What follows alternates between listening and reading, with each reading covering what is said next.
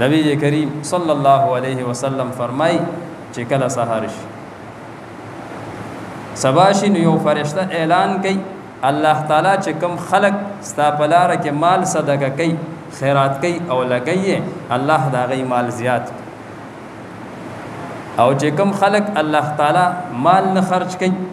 فرشتہ اعلان کوي کوم خلق مال بندي مال صدقه کوي نه جمع کوي الله دا غي مال هلاک کې ختم کوي بخیل سړي باندې اکثر صافت راشي او هغه ټول مال الله جل شانه ضایع کی هلاکی نو محترم مارس کوم چې سخی سړی الله جل شانه ته نږدې دی او بخیل سړی دی د الله تعالی نه لري دی حدیث پاک کې راځي سلور کسان دی به حساب به کتاب جنت ته داخليږي حدیث ته رسول الله صلی الله علیه وسلم فرمای سلور کسان به حساب به کتاب جنت ته داخليږي لومبه عالم چې په خپل علم باندې عمل کړي دویم نمبر شهید چې دغه شهادت د الله د رضا لپاره حاصل کړي او دریم نمبر حاجی صاحب چې په دغه حج کې فساد نه کړي جنگ جګړې نه کړي الته کنزلې نه کړي فضل کارونه نه کړي او دا حج خالص د الله د رضا لپاره کړي او څلورم نمبر سخی سره هغه انسان چې هغه د الله بلار کې خپل مال صدقه کوي نو دا سلور کسان دی به حساب به کتاب جنت ته داخليږي لومبه نمبر عالم با عمله دویم نمبر شهید چې د الله د رضا لپاره شهادت حاصل کړي وي او دریم نمبر حاجی صاحب چې دا حج د الله د رضا لپاره کړي او پای کې فساد نه کړي او سلورم نمبر صدقه کوونکی انسان رسول الله مبارک فرمای دی به جنت ته او ځای داخلي نو چې پولیس رات باندې ور داخليږي او ځای به حساب به کتاب به داخليږي وې زمخ کې بل وې زمخ کې یو وې زمخ کې جنت ته داخليږم او بل سویو زب جنت ته مخ کې داخليږم نوس الله جل شانه به جبريل امین راولېږي وې ورشه ردی په منځ کې فیصله وکړه ځکه الله خو فیصله کړې به حساب به کتاب جنت ته داخل شي نو چې پولیس رات باندې دا وردن کېږي جنت ته یو وې زمخ کې بل وې زمخ نو فرشتہ به الله راولېږي الله به ورته ورشه دی په منځ کې فیصله وکړه انو د شهید نه به تاسو وې ته مخ کې داخليږي نو وینا وې ونه وې ځکه د عالم سے ماته د شهادت هغه فضیلت بیان کړو انو زه حقدار نیم چې د عالم صاحب نه مولوی صاحب نه استاد جی نه مخ کې څه شم داخل شم هغه بل ته وای حاجی صاحب ته نو حاجی صاحب ته هم دغه جواب ملاو شي یا دغه طرف نه به دغه جواب ملاو شي چې ما ته خود حج فضیلت چا ذکر کړو استاد جی ذکر کړو سخینه به تاسو کی عالم ورته نه ده حقدار ده چې کوم صدقه والا ده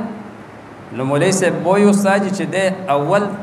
جنت ته داخله دو حقدار ده خدا صدقه والا ځکه د چې کومه صدقه کړي هغه باندې ما علم کړی ده سخی سره دو مدرسه کې پیسې لګولې جمعات کې پای باندې په طالبانو سبق ویلي عالمانو په سبق ویلي لوی برکت دی نن خو زمونږ اساس او مزاج دا جوړ شو د علماء غیبت دا زهر دی دا د بدن کې سرایت کوي کې استعمال ته هم نقصان رسي او ستا کې دي ته هم نقصان رسي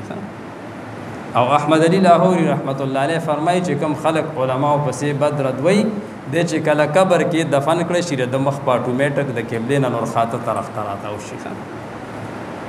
علماء بیګام او د علم دا سغب شپ نه دی غوړي قسم دې کې یو رزم تیر کې دا الله توفیق ورکي او دا الله تعالی ارسو کې نه غوړي د قران مجید ته الله ارسو نه کې نه الله نه ځان له وختل چې الله دې ته موکې نه علماء الله کې نو دې یو په فخر نه کوي عوام بد الله نه توفیق غواړي چې الله ما ته توفیق راکړي دی یو ټکی اسمنګا تاسو له تور ټکی توفیق ملاويږي سحر شي ما خام شي د قران مجید تلاوت دانشته ده چې علماء ته الله جل شانه فضیلت ورکړي ده یو حدیث پاک کې راځي چې شهید بم پرز د قیامت شفاعت کوي شهید دیوم شفاعت کوي او دغه رنګ د دې امت نیکان بندگان غیب هم شفاعت کوي خو هغه د پاره به یو لیمټ مقرر وي چې 400 500 او یا اتیا